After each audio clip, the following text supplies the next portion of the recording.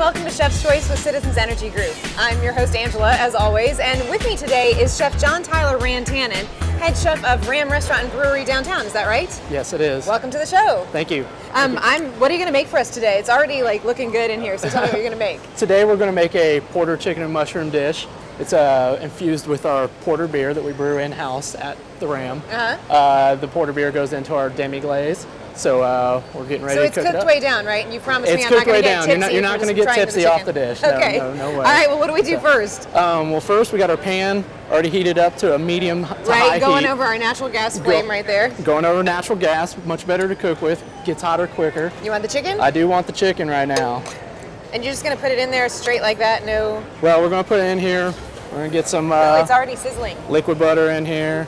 Oh, liquid butter. Okay, so you just throw some chicken cutlets in the pan with a little butter. Now, for a home cook, can you use just regular butter, or does it have to be liquid butter? You could use a different type of butter if you wanted to. And at this point, we'd season it with some salt and pepper. Now, he's doing it the chef style, just by, Chef style. Yeah. Just a little pinch. And at this point, we're going to let it pan sear for maybe 3 or 4 minutes. Is that 3 or 4 minutes per side, or just 3 or 4 minutes total? It is total? roughly 3 or 4 minutes per side. Okay, all right, so we're going to let this cook, and we'll come back and see how it turns out. Yes. Okay, so you've let the chicken cook now for 4 minutes per side, roughly. Correct. And now what? We're going to take that out of the pan and make the sauce? We will take the chicken out of the pan. And we want to use the same pan. I'm ready to help. All right. So at this point, we want to grab some shallots. I can do that. Or maybe not. Ta-da! And we'll just grab just about an ounce of shallots. So you're just going to go ahead and saute that in the stuff that's already in the pan? Right. Get it mixed in there. And then some tarragon. This one? Yep, just a little pinch of tarragon. Just get it in there. And this is just to kind of get the flavors mixed together. Right, because that's good stuff at the bottom of the pan, right? You don't want to leave that behind. Right, exactly. Go for the mushrooms. Mushrooms. And about 2 ounces of mushrooms, roughly. Yeah, I don't know how much that is, so you're going to have to use an English measurement. A small handful. A small handful, there you go. Much better. And so we'll saute this until they're just a little brown. Turn the heat up. Until the mushrooms are a little brown? Yeah, just till the mushrooms are a little brown. So don't forget, if you want to learn how to make this recipe, it'll be posted at citizensenergygroup.com.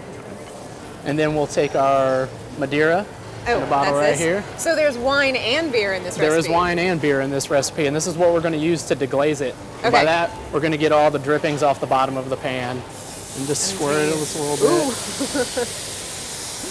Oh, you're not going to put in more? I was hoping for a really big cloud. Yeah. It doesn't take too much. You don't want the flavor to get too overridden right there. Right. You don't want to taste wine and beer in your sauce. Okay. All right. And now what?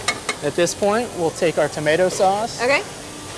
And we will, just about 2 ounces of tomato sauce. A small handful of tomato sauce. Like a quarter cup or something? Like a quarter cup. Okay. And then our demi-glaze. Here you go. And this would be about a half cup of demi-glaze. So people can buy purchased demi-glaze in the store? Yes, they can. And in case you're wondering, yes, it is supposed to look that gross, but it cooks into something delicious, right? Demi-glaze is just brown sauce that's been reduced. So it's really thick when you first start using it, but as you can see, it kind of melts in the pan. It kind of melts away. And then you just kind of let it get these flavors mixed together. If you want to take that spatula. I sure do. And you kind of mix it around together. My turn. All right. So this is really it? I mean, this is the sauce? This is the sauce. This is what's going on. That was super easy. The demi-glaze is pulling the flavor out of the tomato basil sauce, the marinara, basically. And at this point, we'll add our chicken in. Oh, so you throw everything back in the pan? Throw everything back in the pan. We want to get it all going together. Okay.